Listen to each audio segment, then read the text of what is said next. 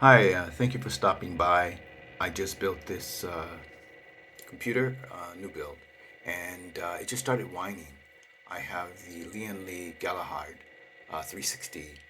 There's the pump, I think that's whining, and the radiator is higher than the pump. Maybe I have a faulty one, I'm not sure what to do at this point, so I wanted to jump online to see if anyone had any advice of what I should do. If you do, I really appreciate it. Leave a comment below, and I will try anything.